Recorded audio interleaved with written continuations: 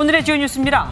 이준석 국민의힘 대표가 자신을 내부 총질이나 하던 당대표로 규정한 윤석열 대통령에게 겉과 속이 다름을 뜻하는 사자성어, 양두구육으로 응수했습니다. 야권에서는 이준석 대표 징계에 윤 대통령이 개입됐다는 의혹을 제기했습니다. 대정부 질문 마지막 날인 오늘 야당은 청문회 없이 임명된 박순애 교육부 장관을 상대로 음주운전과 논문 표절 의혹을 집중 추궁하며 사실상 청문회 수준의 질의를 이어갔습니다. 여당은 전현희, 한상혁 두 위원장을 상대로 자진 사퇴를 압박했습니다. 경찰국 신설에 반발해 열릴 예정이던 14만 경찰 전체 회의가 취소됐습니다. 이상민 행안부 장관이 오해를 풀 때라고 받아쳤지만 관련 대책위원회를 꾸린 민주당 일각에선 이 장관 탄핵도 거론됐습니다. 스타벅스가 증정용 가방에서 포름알데히드라는 발암 물질이 검출됐다는 사실을 알고도 증정 행사를 진행했다는 의혹이 제기됐습니다. 전자상가류 업체들은 잇따라 해당 제품의 판매를 중단했습니다.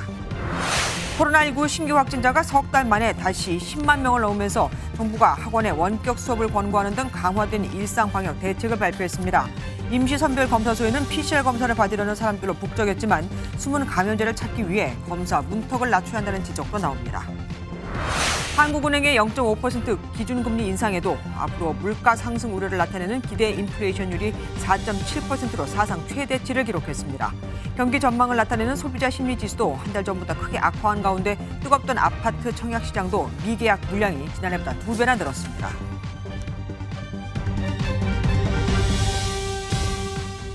스마트폰 잔혹사. 수십 대의 카메라와 수백 명의 기자들이 있는 국회에선 국회의원의 일거수, 일투족 모두가 취재 대상이 됩니다. 카카오 너무하군요. 들어오라고 하세요. 2020년 이 같은 내용의 문자 메시지를 보냈다가 기업 외압 논란에 휘말린 의원도 있었고, 또 어떤 의원은 2014년에 국정감사 중 여성의 비키니 사진을 봐 논란이 일기도 했었습니다. 그런데 이번에는 현직 대통령과 여당 원내대표가 징계를 당한 당대표를 비하하는 문자를 주고받아 파장이 커지고 있죠. 침묵으로 일관하던 대통령실은 결국 유감을 표명했고, 권성동 원내대표는 또다시 허리를 굽히고 사과했지만 이게 벌써 세 번째입니다. 첫 소식 박자원 기자가 준비했습니다. 내부 총질하는 당대표라는 문자가 공개된 후 침묵하던 용산 대통령실에선 최영범 홍보수석이 공개적으로 유감을 표명했습니다. 어떤 경위로든지 노출이 돼서 국민이나 여러 언론들이 일부 오해를 일으킨 점에 대해서는 대단히 이를테면 좀 바람직하지 않다, 유감스럽다고 저는. 최 수석은 대통령이 당의 업무에 일일이 지침을 주는 일은 없으며 이준석 대표에 대해서도 부정적으로 언급하는 것을 한 번도 들은 적이 없다며 과도한 정치적 해석을 경계했습니다. 우연찮은 기회에 노출된 문자 메시지 하나를 지나치게 확대 해석하거나 거기에 정치적 의미를 과도하게 부여하는 것은 저는 조금 바람직하지 않다고 생각합니다. 이런 가운데 윤석열 대통령은 경기도에서 열린 비상경제회의에 참석해 바이오 헬스 산업 활성화를 위한 규제 개선을 지시했습니다. 국회에선 권성동 당대표 직무대행이 어제 SNS 사과문 발표에 이어 또다시 고개 숙여 사과했습니다. 국민 여러분들께 심려를 끼쳐드린 점에 대해서 당원 및 국민 여러분들께 송구하게 생각합니다. 메시지를 주고받은 배경을 묻는 질문에는 제 프라이버시도 보호받아야 한다는 말로 대신했습니다. MBN 뉴스 박자은입니다. 이준석 퀴즈로 불리는 청년 정치인들은 대통령이 당대표를 싫어했다는 소문이 원찮은 방식과 타이밍에 방증된 것 같아 유감스럽다고. 또한 내부 총질이라는 표현은 대통령이 했는데 왜 직무대행이 사과하는지 당황스럽다고 했습니다.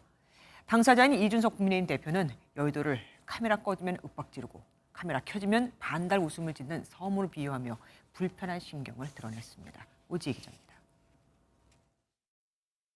울릉도를 방문 중인 이준석 국민의힘 대표는 윤석열 대통령의 문자 메시지가 공개된 지 하루 만에 SNS에 글을 올렸습니다. 이 대표는 울릉도 성인봉 방문을 알리며 그 섬에서는 카메라가 사라지면 눈 동그랗게 뜨고 윽박지르고 카메라 들어오면 반달 눈웃음으로 악수하러 온다고 적었습니다. 지난 대선 여의도 정치판을 비꼬는 말로 풀이됩니다.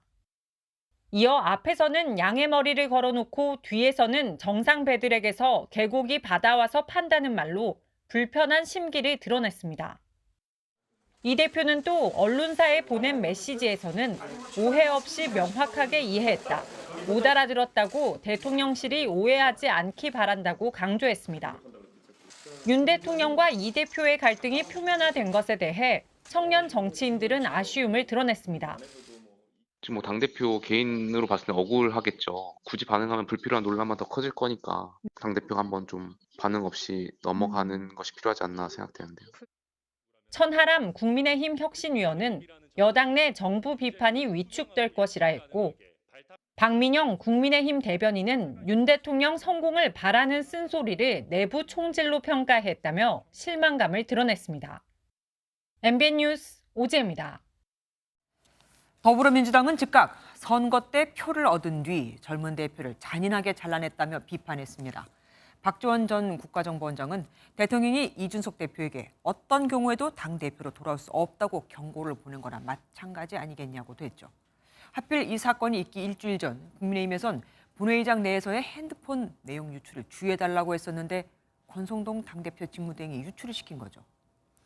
잇따른 실수에 당내에서도 지도부 개편을 요구하는 목소리가 커지고 있습니다. 우종환 기자입니다. 우상호 더불어민주당 비상대책위원장은 문자 유출과 관련해 이준석 대표 제거는 윤핵관과 윤석열 대통령의 공동작품이란 관측이 사실로 드러난 거라고 공세를 이어갔습니다. 우 위원장은 문자 내용이 충격적이라며 대통령이 이런 데 관심을 두니 민생과 경제가 어려워지는 거라고 직격탄을 날렸습니다. 언제는 이준석 대표를 의지해서 젊은이들의 표를 구걸하더니 이제는 내부 총질한다고 바로 이 젊은 대표를 잘라내는 이러한 대통령과 윤핵관들의 저 미소를 보면서 참으로 정치가 잔인하구나 하는 것을 또 한 번 느꼈습니다. 국민의힘 내부에서는 권성동 대표 직무대행에 대해 사퇴를 요구하는 글이 당 게시판을 가득 메웠습니다. 비상대책위원회 체제를 요구했던 조혜진 의원은 한 사람이 당대표와 원내대표를 다 하다 보니 주의력이 악화되는 상황이 왔다고 비꼬았고, 조기 전당 대회를 희망하는 김기현 의원은 권대행의 실수를 질타했습니다. 안철수 의원도 민생의 힘을 모아야 할 때 더 이상 소음은 없어야 한다고 에둘러 비판했습니다. 조기 전대나 비대위론이 다시 힘을 받는 가운데 이 대표의 부정적인 윤심이 확인된 만큼 복귀가 더 어려워졌다는 전망도 함께 나오고 있습니다. MBN 뉴스 우종환입니다. 윤 대통령과 권성동 당대표 직무대행의 메시지에는 강기훈이라는 조금 낯선 이름이 등장합니다. 두 사람이 다 인지하고 있는 인물로 보이죠. 같은 이름을 가진 현 대통령실 행정관을 언급한 것으로 추정되는데, 일각에서는 윤핵관들이 이준석 대표 대신 내세우려는 청년 정치인이 아니냐는 말도 나옵니다. 황재영 기자가 보도합니다. 윤석열 대통령과 권성동 국민의힘 대표 직무대행 겸 원내대표 간 대화 창이 찍힌 사진에는 권 직무대행이 강기훈과 함께라고 글을 쓰는 모습이 포착됐습니다. 대통령과 여당 대표 직무대행 간 대화에 등장했기 때문에 강 씨가 누구인지에 정치권의 관심이 쏠렸습니다. 대통령실 행정관이라는 설에 최영범 홍보수석은 실제 대화창에 언급된 인물인지는 모르겠지만 같은 이름의 직원이 있다고 말했습니다. 일정 조정 이런 업무를 보조하는 업무를 하고 있는 걸로 알고 있고요. 권 대표가 얘기한 그 강기훈이라는 인물이 바로 그분인가요? 그 사람인가요? 어떻게 보세요? 1980년생인 강 행정관은 인수위 때부터 윤 당시 당선인 일정 업무를 했던 직원으로 젊은 층 여론을 전달하는 역할도 했고 실제 권 직무대행과 친분도 있는 것으로 알려졌습니다. 때문에 권 직무대행 추천으로 채용된 것 아니냐는 지적이 있었는데 대통령실은 정확한 채용 경로는 알 수 없다고 답했고 권 대행은 답변하지 않았습니다. 강기훈 관련해서 강 행정관은 특히 강경 우파로 분류되는 자유의 새벽당 당 대표를 지냈던 것으로 알려지며 대통령실 근무에 적합한지에 대해서도 논란이 일고 있습니다. 한편 대통령실은 권 직무대행이 추천했다고 밝혔던 구급 행정요원 우모 씨가 사적 채용 논란 이후 심적으로 힘들어 사표를 냈고 최근 수리됐다고 밝혔습니다. MBN 뉴스 황전입니다. 오늘 대정부 질문에선 전현희 국민권익위원장과 한상혁 방송통신위원장이 타겟이 됐습니다. 이들은 윤석열 대통령이 보고도 받지 않았던 인물들이죠.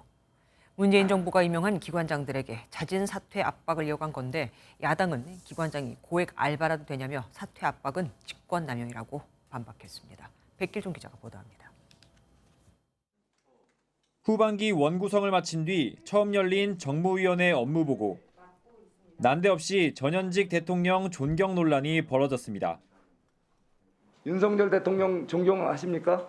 네, 국민들을 위해서 최고 국가 책임자로서 그 역할을 충실히 하실 것을 믿고. 그런데 존경하냐고요? 그분과 이 전 대통령과의 차이 잘 알고 계세요? 윤석열 정부와 국정 철학을 같이 해야 함께할 수 있다며 전 정부 때 임명된 전현희 권익위원장 사퇴 압박에 나선 겁니다.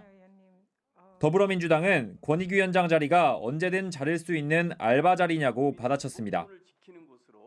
어쩔 때는 국민을 위해서 정부에게 쓴소리도 해야 되는 기관이라고 생각하는데 이 자리가 언제부터 고액 알바 자리가 됐습니까?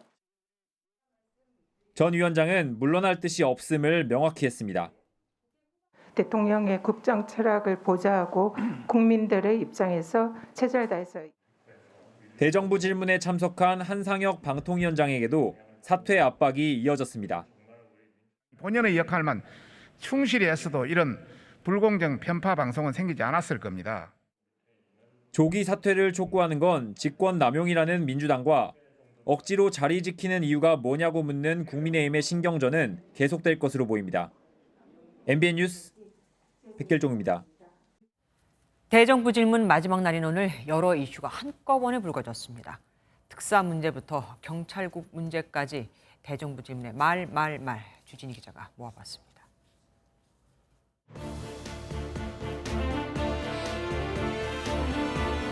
세계는 반도체 전쟁 중에 있습니다. 총사령관의 한 명인 이재용 부회장에 대한 사면 필요하다고 생각합니다. 대통령 건의하실 생각 없으십니까? 네, 건의하겠습니다.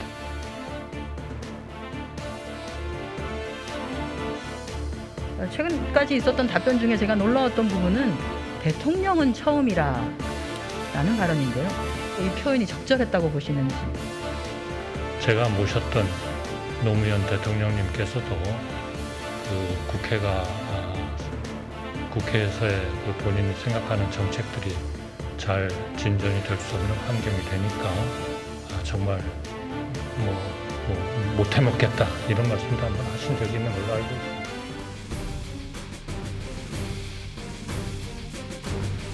그런 영화 많이 보신 것 같은데 대우조선의 특공대를 투입하자 말자라고 하는 부분은 저는 행안부 장관의 판단이나 업무 영역은 아니었던 것으로 생각됩니다. 제가 전문가도 아닌데 특공대 투입을 지시하고 말고 할 여지가 없었습니다. 그러니까 그런 이야기 한 적이 없습니다. 다소 좀 과한 수위가 높은 발언을 하셨다. 경찰관들의 사기가 저하되고 마음이 상했다는 분도 많이 들었습니다. 저희 구테타 관련한 발언이 지나쳤다는 비판에 대해서는 제가 겸허히 수용하겠습니다.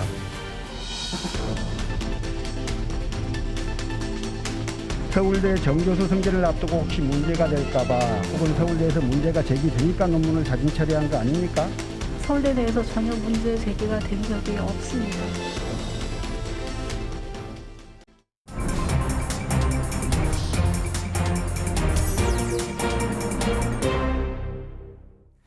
오늘 있었던 정치권 뒷이야기 들어보는 정치 톡톡 시간입니다. 신재호 기자와 함께합니다. 어서 오십시오.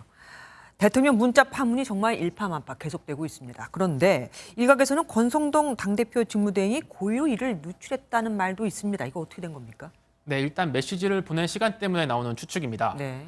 먼저 메시지 내용을 살펴보면 윤 대통령은 11시 19분에 첫 문자를 보냈고 권 직무대행은 11시 55분에 답장을 보냈습니다.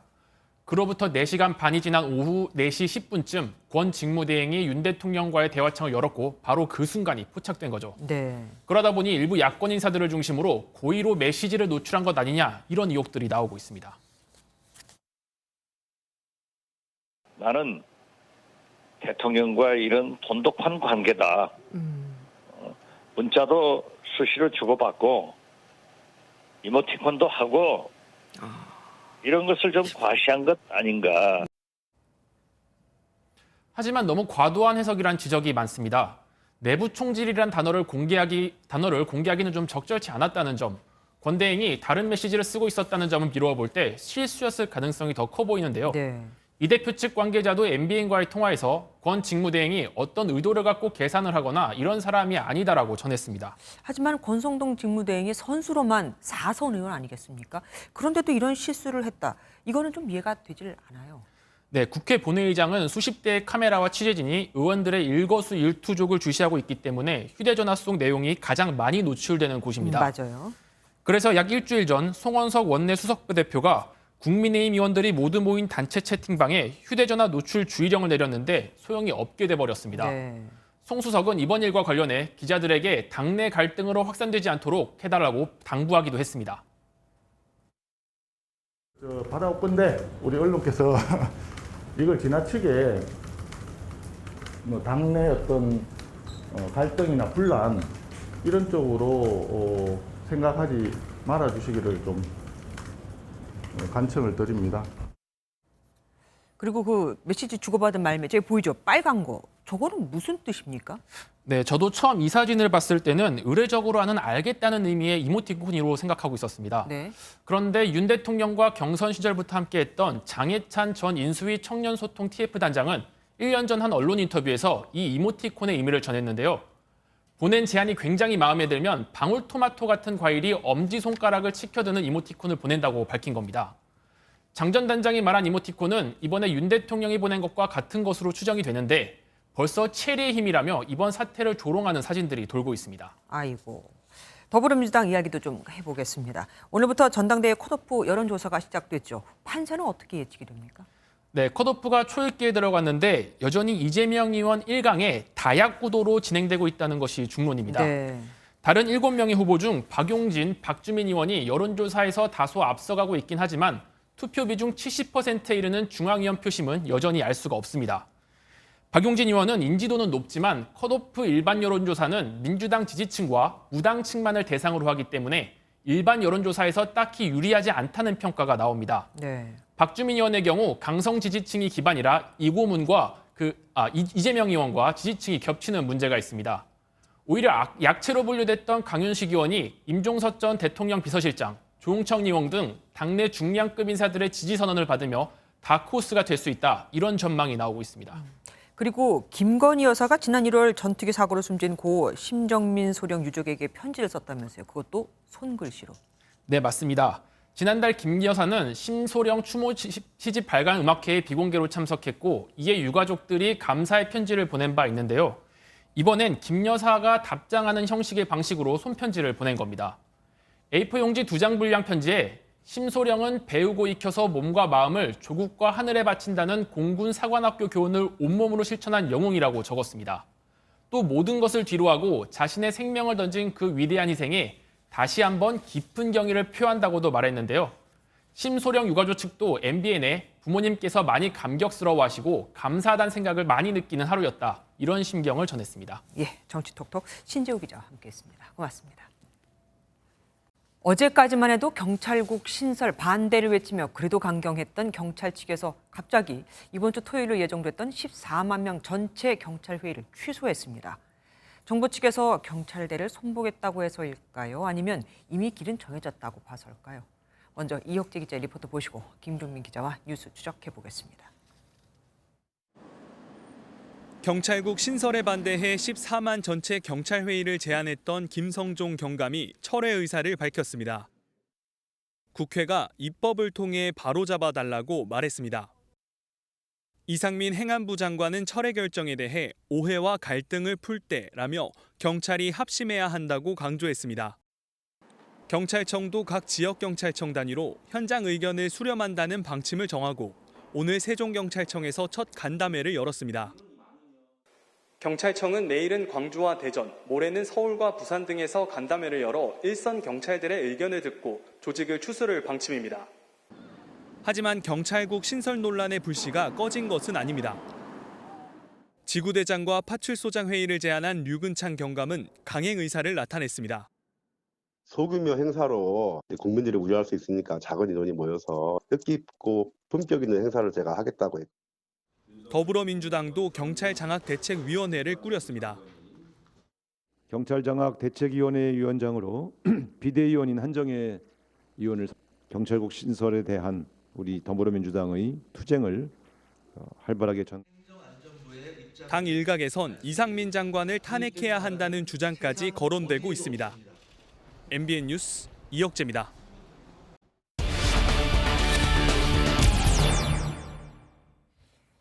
김밥집에 김밥 40줄을 주문한 뒤 나타나지 않고 카페에 가서 커피를 시킨 남성. 이 소식은 잠시 후에 전해드리도록 하고요. 아까 미리 예고해드린 대로 김종민 기자와 뉴스 추적해보겠습니다. 이상민 행정안전부 장관이 전국 서장회의를 특정 세력이 주도했다면서 경찰대 출신들을 겨냥한 발언을 했고 이후 경찰국 논란은 경찰대학으로까지 옮겨 붙었죠. 경찰대 졸업생이 7급 공무원인 경우 바로 임용되는 것을 보고 불공정하다고 한 건데 공정에 민감한 2030들을 겨냥한 발언이기도 할 겁니다. 하지만 한편으로는 경찰대 설립 취지인 초급 간부 양성에 있어서 문제가 있기도 합니다. 여기에 대해서 김종민 기자와 알아보겠습니다. 어서 오십시오. 우선 경찰대 출신들이 고위직을 독점한다 이런 얘기 있던데 실제로 실태가 어떻습니까? 네, 표를 보면서 말씀드리겠습니다. 경찰의 꽃이라고 할 수 있죠. 이 경무관 이상 고위직 현황을 보면 경찰대 출신이 88명입니다. 전체 경찰의 2.5%인 경찰대 출신이 이 고위직의 72%를 차지하고 있는 겁니다. 이 화면에 노란색으로 표시된 간부 후보생은 이 별도의 시험을 통해서 이 경위로 시작을 하는데요. 간부 후보생과 비교해봐도 이 고위직 가운데 경찰대 비율이 높은 건 사실입니다. 그러니까 장관은 경찰대를 졸업하면 경위로 바로 임명되는 것도 문제라고 보는 건데 경찰대 특혜라고 볼 수 있습니까? 네, 바로 특혜라고 결론 내리긴 쉽지 않은데요. 이 사관학교 출신들도 소위로 군생활을 시작한다. 또 행정고시 합격자는 5급 공무원으로 시작한다는 반론도 있습니다. 이상민 장관은 여기에 대해서 이 사관학교는 국방부 장관께 문의하라고 말했고요. 고시 합격자는 시험을 본 사람들이라는 취지로 답변했습니다. 이 장관은 경찰대 출신들도 따로 시험을 보면 된다고 이야기했는데요. 경찰대 출신들도 이 시험을 통해서 경위로 임관하는 방안이 개혁안으로 거론될 가능성이 있는 겁니다. 경찰대 졸업생이 다른 분야, 그러니까 특히 로스쿨 같은 곳으로도 많이 진학하고 있죠. 이것도 문제라고 보고 있지 않습니까? 네, 한 시민단체에 따르면 지난해 기준으로 전국 25개 로스쿨 재학생 가운데 경찰대를 졸업한 사람이 204명에 달합니다. 변호사 자격증을 취득한 뒤에 변호사로 전직하는 사례가 늘다 보니까 우려의 목소리도 나오는데요. 경찰 전문 인력을 양성한다는 애초의 취지에 맞지 않다고 하는 겁니다. 제가 아주 무식한 질문 좀 드리겠습니다. 경찰대 우리나라에만 있는 겁니까? 네, 저도 잘 몰라서 경찰청에 문의를 해봤는데요. 독일과 칠레 등에도 이 비슷한 교육 제도가 있다고 합니다. 우리나라에만 있는 특별한 제도가 아니다 보니까 이걸 폐지하라는 극단적 수단을 쓰는 건 오히려 과하다는 말이 나오기도 하는데요. 특혜로 볼만한 요소들이 많이 사라진 것도 사실입니다.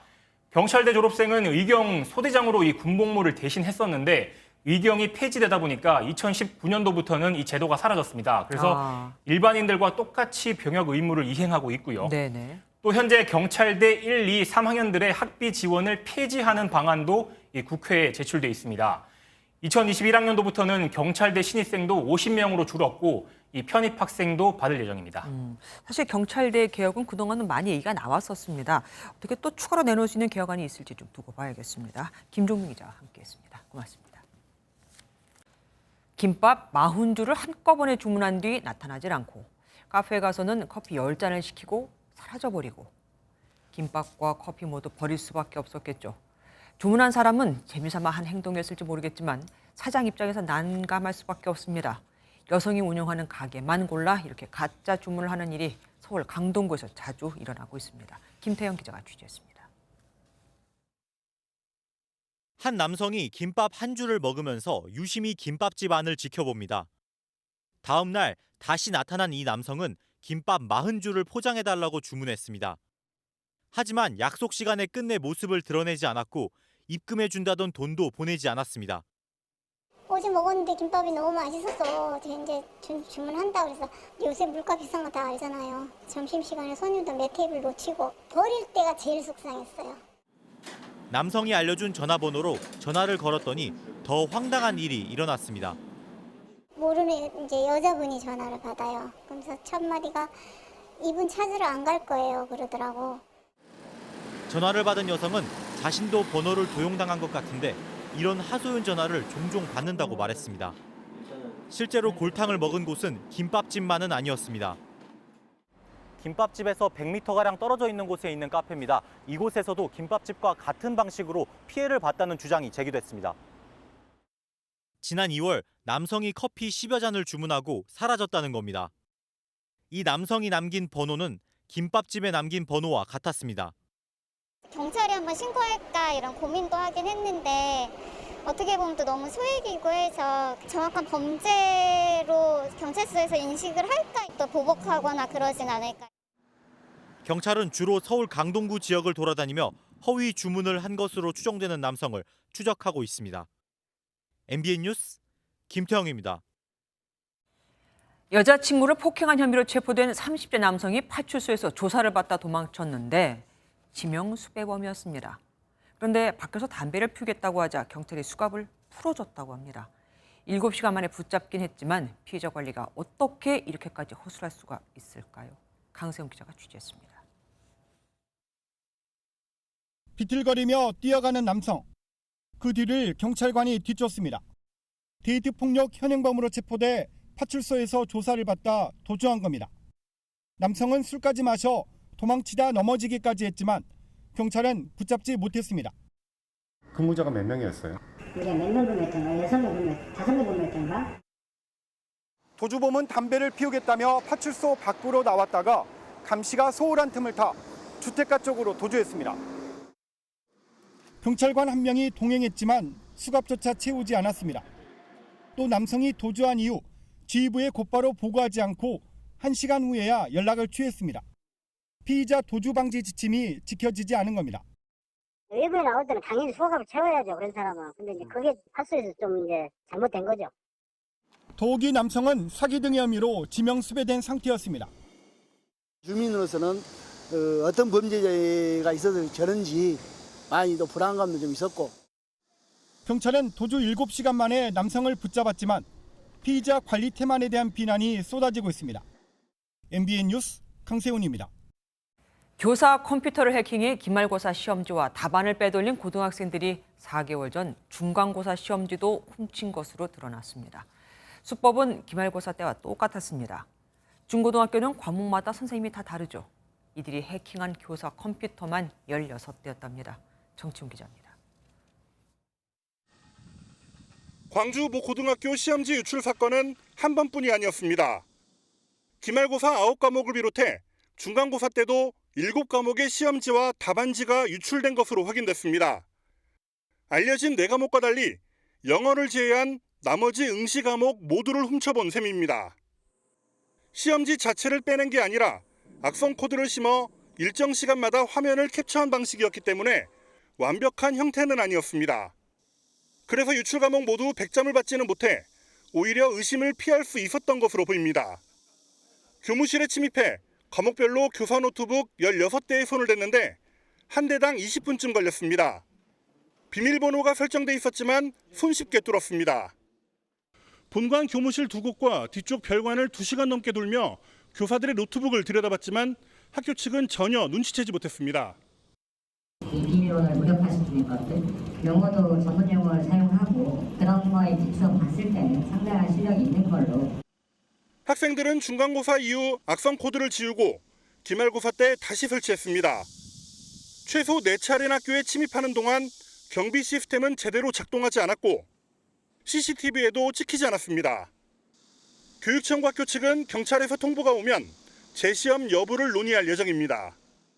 상상도 못했죠. 진짜로 지금도 당혹스럽고 너무 좀 안타까운데 지금 결정된 건 아무것도 없기 때문에.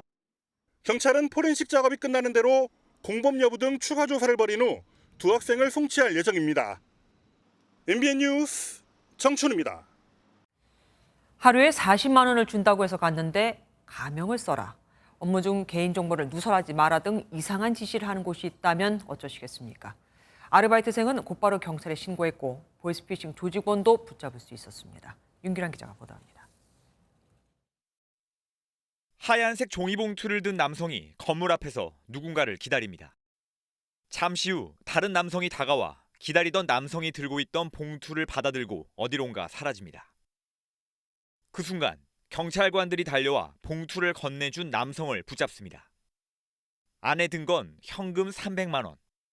이 남성은 보이스피싱 조직의 현금 수거책이었습니다. 피해자에게서 3,500만 원을 받은 수거책은 혹시 모를 단속을 피하려고 이곳 지하철역 등 여러 장소에서 전달책들에게 현금을 분산하려다 검거됐습니다. 수거책에게 돈을 건네받은 남성은 일찾기 애플리케이션을 통해 아르바이트인 줄 알고 일을 시작했습니다. 물품, 대금 회수하는 업무고 뭐 출퇴근 필요 없이 시키는 것만 하면은 하루에 20에서 40만 원 정도. 늘 정장을 입고 업무 중 개인정보를 누설하지 말라는 등 이상한 지시사항이 쏟아졌습니다. 일단 가명을 써야 되고 고객을 만나면은 절대 먼저 접근도 해서도 안 되고 자기 지시가 있을 때까지 움직여서도 안 되고. 범죄인 걸 직감하고 경찰에 신고한 남성은 경찰과 함께 돈을 전달받기로 한 장소에서 현금 수거책을 붙잡았습니다. 경찰은 범죄 신고를 한 40대 남성에게 감사장을 전달했습니다. MBN 뉴스 윤기란입니다. 스타벅스의 증정용 가방에서 냄새가 난다는 소비자 불만에 이어서 발암물질인 포름알데히드가 검출됐다는 의혹까지 얼마 전에 보도해드렸죠. 이번에는 스타벅스가 성분 검사 결과를 알고도 이벤트를 진행했다는 의혹이 제기됐습니다. 검사 항목에 포름알데히드가 포함됐는지조차 밝히지 않고 있거든요. 유수근 기자가 보도합니다. 여행 가방에서 심한 냄새가 난다는 소비자 불만이 많았는데요. 발암물질이 나왔다는 주장까지 나왔습니다. 지난 4월 중국의 한 공장에서 생산된 이 가방은 코로나19로 상하이 항구가 봉쇄되면서 예정보다 약 일주일 늦게 우리나라에 들어왔습니다. 당시 가방 공급 업체는 스타벅스에 성분 검사 결과를 전했습니다. 소비자들이 1급 발암물질인 폼알데하이드가 초과 검출됐다는 의혹을 잇따라 제기하고 있지만 스타벅스는 검사 항목에 폼알데하이드가 있었는지조차 침묵하고 있습니다. 이 때문에 소비자들은 더 불안합니다. 이커머스 업체들은 해당 제품 판매를 중단했습니다. 의심된다는 정황들이 너무 많아가지고 선제적 조치로 고객들 피해 줄이기 위해서. 스타벅스는 유해 기준이 없고 검출 결과에 따라 조치를 취하겠다고만 밝혔습니다. 높은 자리에 있는 만큼 좀 대처가 부족하지 않았나. 당분간은 그래서 다른 데 이용할 것 같긴 합니다. 속옷과 외투, 침구류는 폼알데하이드 안전 기준이 있지만 가방은 기타 제품류로 분류돼 있습니다. 스타벅스가 소비자들의 불안을 해소하고 적절한 보상을 할지 관심입니다. MBN 뉴스 유승호입니다. 금융당국이 가상자산 거래소에서 나온 천문학적인 돈이 수상한 경로를 거쳐 해외로 송금된 사건에 대해 실태 파악에 나섰습니다. 이 가상자산을 현금화시켜서 해외로 빼돌린 건지 보는 겁니다. 그런데 우리은행과 신한은행 이 두 곳만 조사했는데도 자체 보관 2조 5천억 원보다 훨씬 더 많은 4조 1천억 원에 달하는 것으로 드러났습니다. 윤지원 기자가 보도합니다. 수상한 해외 송금 거래에 대한 금융감독원 조사가 시작된 건 지난달. 우리은행과 신한은행이 자체 감사에서 비정상적인 외환 거래를 포착해 보고하면서부터입니다. 현재까지 파악된 이상 거래액은 우리와 신한이 각각 1조 6천억 원과 2조 5천억 원으로 모두 4조 1천억 원입니다. 두 은행의 첫 보고보다 규모가 1조 6천억 원가량 늘었습니다. 대부분 거래에 국내 가상자산 거래소가 연루됐는데 가상자산 거래소로부터 이체된 자금이 무역법인 계좌로 모여 수입대금 지급 등의 명목으로 홍콩, 일본 등에 있는 해외 법인으로 송금됐습니다. 법인의 대표가 같거나 사촌관계이고 한 사람이 여러 법인의 임원을 겸임하는 등 특수관계인으로 보이는 경우도 확인되었고 국내 암호화폐 시세가 해외보다 비싸게 형성된 이른바 김치 프리미엄을 이용한 환치기와 자금 세탁이 의심되는 대목입니다. 금감원은 모든 은행에게 지난 1월부터 지난 6월까지 수상한 해외 송금이 있었는지 자체 점검하고 이달 말까지 제출하도록 했습니다. 감독당국에서 이상 외화 송금 거래에 대한 자체 점검을 요청하여 이달 말까지 결과를 제출할 예정입니다. 금감원은 이상 해외 송금 업체가 확인되는 경우 관련 내용을 검찰과 관세청에 통보할 방침입니다. MBN 뉴스 윤지원입니다. 코로나19 신규 확진자가 석 달 만에 다시 10만 명을 넘었습니다. 정부는 고강도 거리두기 대신 학원 원격 수업 전환 등 자율적 거리두기 조치를 발표했는데 어디까지나 그냥 권고지요. 효과를 거둘 수 있을지는 미지수입니다. 조창훈 기자입니다. 코로나19 하루 확진자 수가 10만 명대로 올라서자 정부가 추가 대책을 발표했습니다. 기존의 사회적 거리두기가 아닌 자율방역을 통한 재유행 위기 극복에 초점을 맞췄습니다. 인원이나 시간 제한 같은 규제 조치 없이 맞는 첫 번째 재유행입니다. 일상 방역의 생활화가 더욱 절실한 시점입니다. 유증상 근로자가 휴가를 쓸 수 있도록 하고 확진된 가족을 돌보기 위해 휴가를 내면 하루 5만 원씩 최대 50만 원을 지원합니다. 마트와 백화점을 비롯해 최근 감염 사례가 나오고 있는 흠뻑쇼 같은 공연장 등 문화시설에 대한 현장 점검도 강화됩니다. 이번 주 모든 학교가 방학에 들어가며 학생들이 몰릴 것으로 예상되는 학원에 대해서는 단체 활동 자제와 원격 수업 전환을 권고했습니다. 이미 여름방학에 들어간 학부모들은 혼란스러운 모습입니다. 또 아이와 어떤 트러블도 생기고 방학을 이용해서 좀 집중적으로 학원을 이용하려는 친구들이 많은데 그러한 효과가 많이 반감되기 때문에 학원연합회도 사전 논의가 없는 기습 발표이자 탁상행정이라며 강경 대응을 예고했습니다. 학원 자체는 소독이라든지 환기라든지 이제 지침들을 철저하게 오히려 더 지키죠. 좀 방학되고 정말 수능도 얼마 안 남은데 다만 이번 조치가 강제성이 없는 권고인데다 참여율을 높일 유인책이 없어 방역 효과의 한계를 지적하는 목소리도 나옵니다. MBN 뉴스 조창훈입니다. 확진자가 늘면서 무더운 날씨에도 전국 임시선별검사소와 선별진료소에는 PCR 검사를 받으려는 시민들로 북적북적됐습니다. 그런데 이젠 우선순위 대상자들의 PCR 검사는 무료지만 혹시나 하는 마음에 병원에서 검사를 받으려면 비싼 곳은 12만 원이나 내야 합니다. 검사비 부담에 숨은 감염자가 늘어날까 우려됩니다. 정태진 기자가 현장에 다녀왔습니다. 철거 25일 만에 다시 세워진 서울역 임시선별검사소입니다. 땀이 줄줄 흐르는 땡볕 속에서도 PCR 검사를 받아야 하는 사람들로 긴 줄이 생겼습니다. 한국에도 코로나가 다시 많아지고 있고 해외 다녀오면 조금 더 위험한 것도 사실이니까 입국하자마자 하러 오게 됐습니다.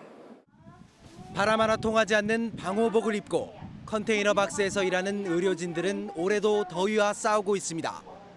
출근하면 컨테이너 안에 온도가 40도까지 달궈져가지고 지금 에어컨을 틀어도 낮에는 27도 밑으로 내려가진 않거든요. 더운 게 제일 힘든 것 같아요.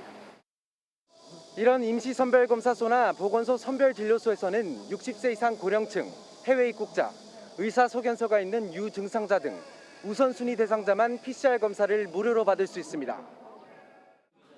증상이 없지만 혹시나 하는 마음에 병원에서 신속항원 검사나 PCR을 받고자 하는 시민들도 늘어나고 있지만 5만 원에서 12만 원을 내야 합니다. 건강보험급여가 적용되지 않기 때문입니다. PCR은 12만 원인데 비급여로 진행되거든요. 또 5만 원이에요. 신속항원이요. 비용 부담과 더불어 일을 하지 못할까 봐 검사를 기피하는 사례도 늘어나고 있습니다. 12만 원은 너무나 비싼 것 같고요. 부담이 되니까 무증상이더라도 그래도 정부에서 어느 정도 지원을 해서. 전문가들은 검사 문턱이 예전보다 높아지면서 숨은 감염자들이 현재 확진자보다 두세 배 많을 것으로 보고 있습니다. 보이지 않는 전파를 막기 위해 무료 PCR 검사 대상을 확대하는 등 대책이 필요하다는 목소리가 나오고 있습니다. MBN 뉴스 정태진입니다. 국민의힘이 탈북어민 강제 북송 사건 외에도 문재인 정부 시절 북송 사건들을 줄줄이 검찰에 고발하겠다고 밝혔습니다. 이런 와중에 키맨으로 꼽히는 김현철 전 통일부 장관이 귀국해 처음으로 입장을 밝혔습니다. 뭐라고 했을까요? 조경진 기자가 보도합니다. 국민의힘 국가안보문란 실태조사 TF가 지난 3월 대통령 선거 하루 전날 이뤄진 북한 선박 북송 사건도 검찰에 고발하기로 했습니다. 북방 한계선을 넘어온 북한 선박에 대해 유엔사가 조사를 하기도 전에 북송해버렸다는 이른바 유엔사 패싱 의혹을 제기했습니다. 당시 안보실 핵심 관계자 서주석 안보실 차장입니다. 대선 전에 이거 빨리 돌려보내지 않고 괜히 머뭇거리다가 북풍이 되면 이거 선거에 여러 가지 영향을 끼치니까. TF는 또 지난 2019년 6월 15일 삼척항에 귀순한 북한 목선의 북송 과정에서는 정부의 사건 은폐 정황이 있었다고 봤습니다. 아프리카 돼지열병 비상 상황인데 해당 목선 방역을 사건 발생 닷새 만에 요청한 점, 진술이 엇갈린 어민 2명을 송환한 과정 등의 철저한 조사가 필요하다는 입장입니다. 누가 왜 이런 지시를 내렸는지를 규명하기 위해 철저한 조사가 필요합니다. 문재인 전 대통령이 어디까지 보고받았는지도 반드시 규명해야 합니다. 이런 와중에 탈북어민 강제 북송 당시 통일부 장관을 지내 검찰 수사 선상에 올라 있는 김현철 전 장관이 귀국했습니다. 김 전 장관은 SNS에 가족 만남을 위한 미국 여행을 마치고 왔다면서 16명 살해 흉악범을 풀어주자는 현 정부 주장에 동의할 국민은 많지 않다고 입장을 처음 밝혔습니다. 관련자 귀국에 검찰 고발 전선 확대까지 문재인 정부 윗선을 겨냥한 검찰 수사에 속도가 붙을 것이란 관측이 나옵니다. MBN 뉴스 조경진입니다. 정전협정 69주년을 맞아 미국 워싱턴 DC에서는 한국전에 참전했던 전사자들의 이름이 새겨진 추모의 벽이 유가족들에게 공개됐습니다. 미국에서 한국인 전사자의 이름이 새겨진 기념물은 이번이 처음입니다. 그 현장에 워싱턴 최종락 특파원이 다녀왔습니다. 1953년 7월 10일 한국전 정전협정 불과 17일 전 미 7사단이 경기도 연천 천덕산을 탈환하려고 벌인 폭차빌 전투.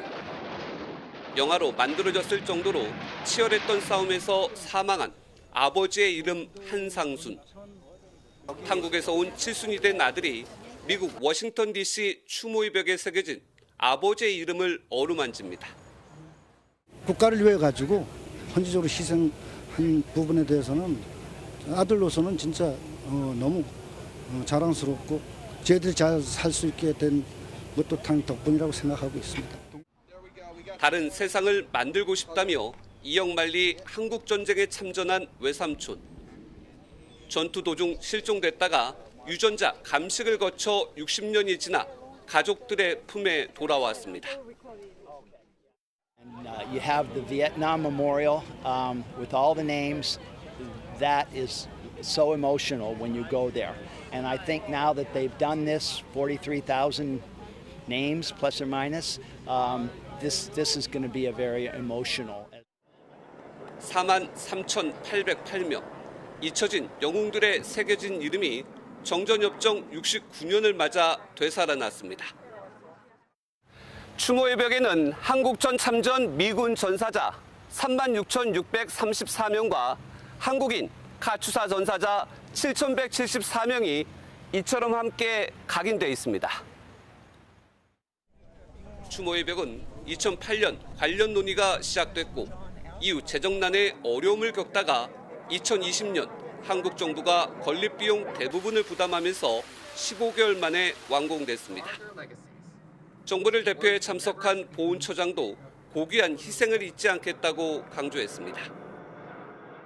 한 번도 만난 적 없는 국민들을 지키기 위해서 기꺼이 포연 속으로 뛰어든 영웅들의 헌신을 잊지 않고 있습니다. 바이든 대통령은 한국전 정전협정을 맞아 포고문을 내고 한미 관계가 한국 민주주의와 경제 성장의 토대였다면서 한미 동맹이 어느 때보다 강력하다고 밝혔습니다.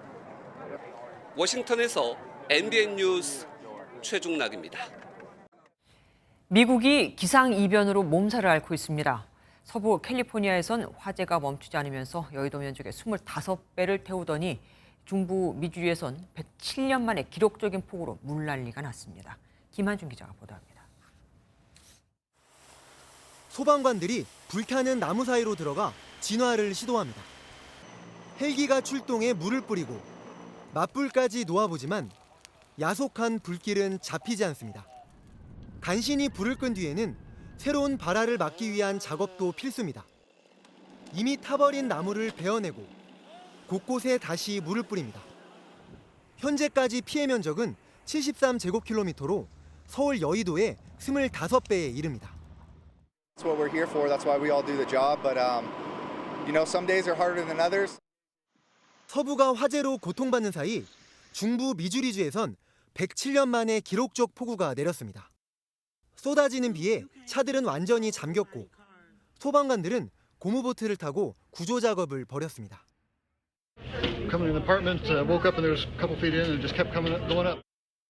폭염과 화재, 폭우까지 기상이변이 잇따르면서 미국 정부는 국가 비상사태 선포를 검토 중입니다. MBN 뉴스 김한준입니다.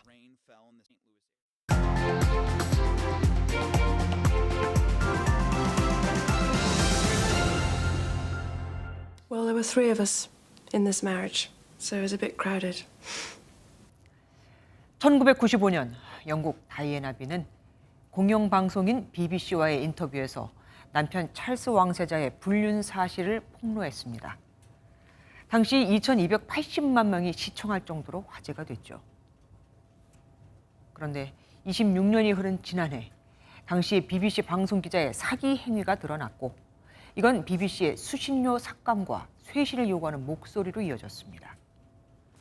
결국 지난 1월 영국 정부는 향후 2년간 BBC의 수신료를 동결하고 2028년부터는 폐지한다고 밝혔죠.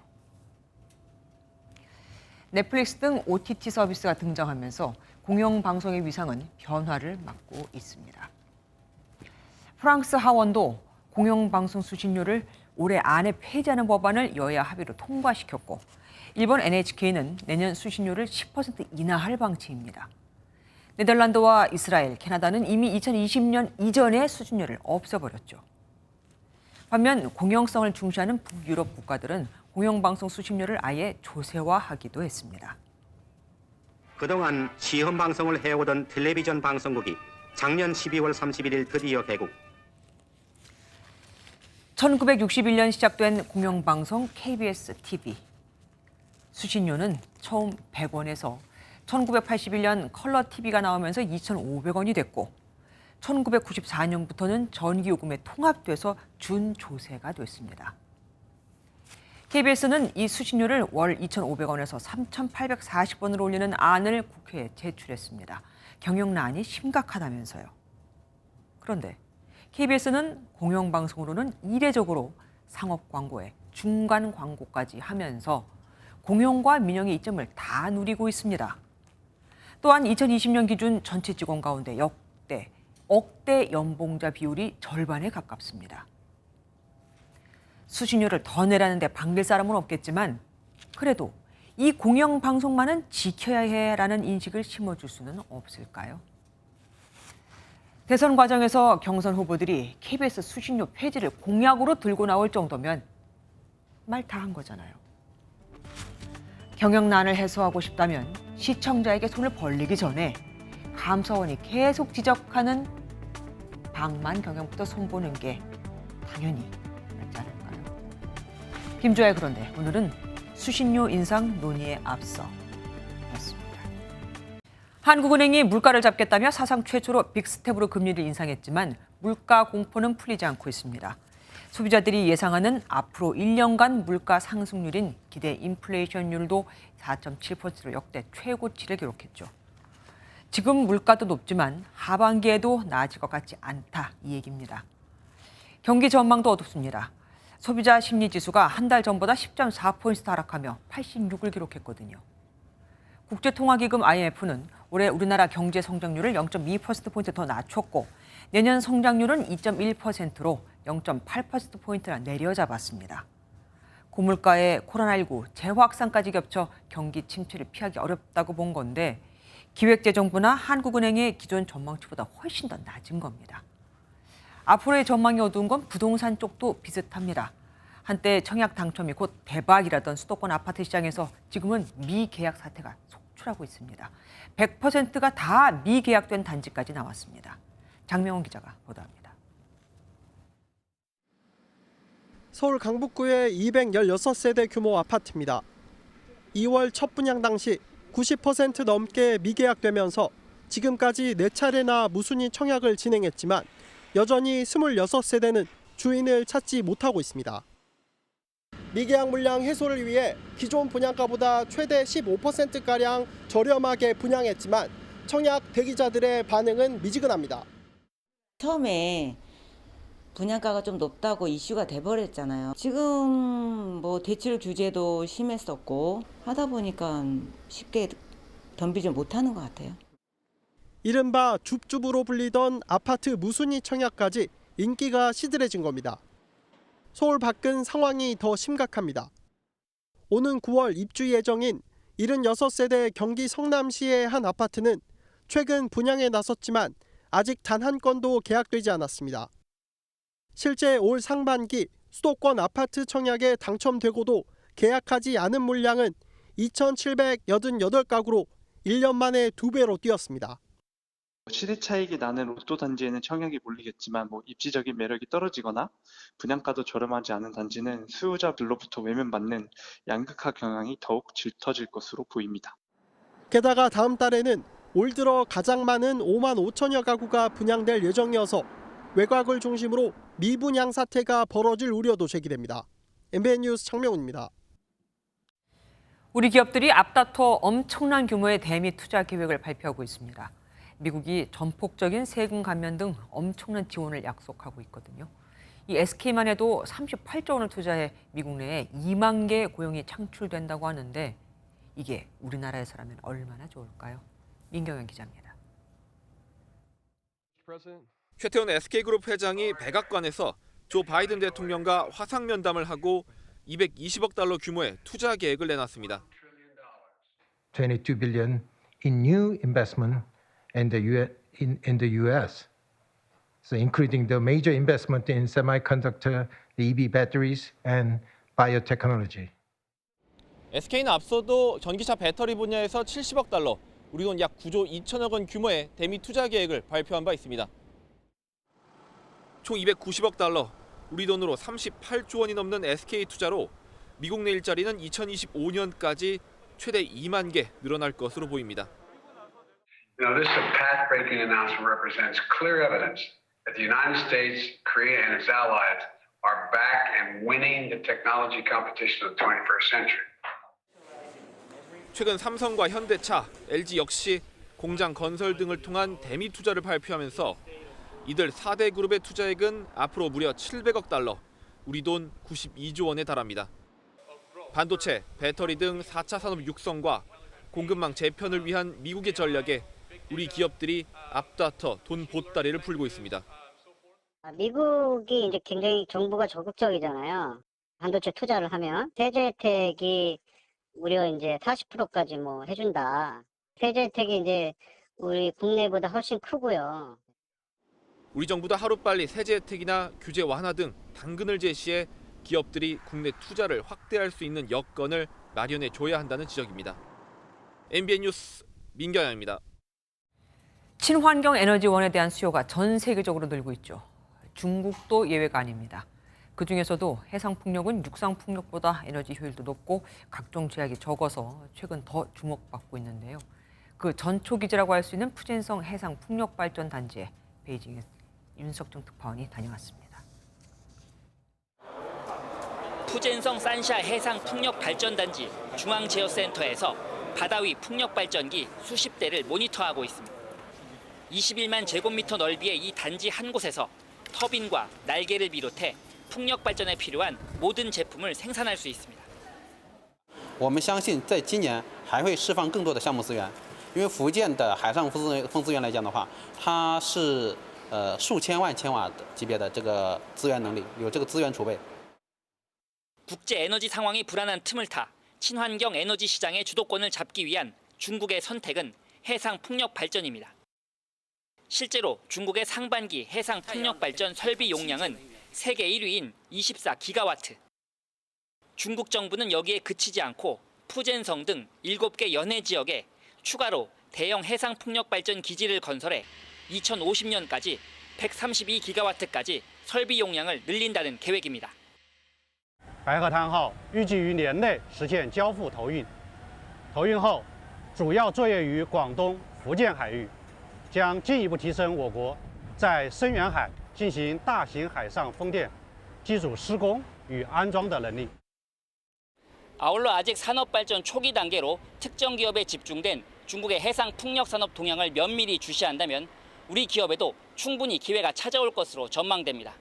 푸젠성 산샤 해상 풍력 산업 발전 단지에서 MBN 뉴스 윤석정입니다. 한국항공우주산업이 개발한 경공격기 FA-50 등 국산 무기 체계의 폴란드 대량 수출이 확정됐습니다. 우리 국산 군용기가 유럽에 진출한 것은 이번이 처음으로 K2 전차 980대와 K9 자주포 648대 등을 포함하면 수출액만 10조 원을 넘을 것으로 예상됩니다. 스포츠 뉴스입니다. 축구대표팀의 주축 수비수 김민재가 마라도나가 뛰었던 이탈리아 세리에 A 명문팀 나폴리에 드디어 입단했습니다. 안정환과 이승우에 이어 세 번째로 세리에 A에서 뛰는 한국 선수가 됐습니다. 전광열 기자입니다. 김민재는 우리 시각으로 어젯밤 이탈리아 로마의 한 병원에서 5시간에 걸친 신체 검사를 받았습니다. 검사 직후 나폴리 선수단 전지훈련지로 이동했는데 현지 언론은 계약 기간은 3년이며 상호 합의로 2년 연장할 수 있다고 보도했습니다. 김민재의 연봉은 우리 돈으로 33억 원 정도인데 내년 여름부터 이탈리아 외 팀으로 이적 시 발동되는 약 598억 원의 바이아웃 조항이 계약에 포함된 것으로 알려졌습니다. 바이아웃은 선수와 구단이 특정 금액을 정해놓고 해당 금액 이상을 내겠다는 팀이 있으면 선수가 그 팀과 곧바로 이적 협상을 진행하게 허용하는 계약 조항으로 스타 선수일수록 바이아웃 금액이 높습니다. 나폴리 선수가 되면서 김민재는 2000년 페루자에 입단했던 안정환, 2017년 베로나 유니폼을 입었던 이승우에 이어 세 번째로 세리에 A에서 뛰는 한국 선수가 됐습니다. 1926년 창단한 나폴리는 마라도나가 뛰었던 1980년대 중후반 강팀으로 도약했고 지금도 세리에 A 4강권 팀으로 꼽힙니다. 나폴리가 지난 시즌 세리에 A 3위 자격으로 이번 시즌 유럽 축구연맹 챔피언스 리그에 출전하는 만큼 나폴리 수비수 김민재와 토트넘 공격수 손흥민 간의 챔피언스 리그 맞대결이 기대됩니다. MBN 뉴스 전광열입니다. 11년 만에 세계선수권대회에서 은메달을 따낸 한국 수영의 간판 황선우 선수가 포상금 2천만 원을 받았습니다. 비슷한 길을 걸어가면서 서로 응원해주고 있는 우상혁 선수와 함께 2년 뒤 파리올림픽에서 금메달을 따겠다는 포부도 밝혔는데요. 황선우 선수의 환한 미소 핫클립에서 만나보시죠.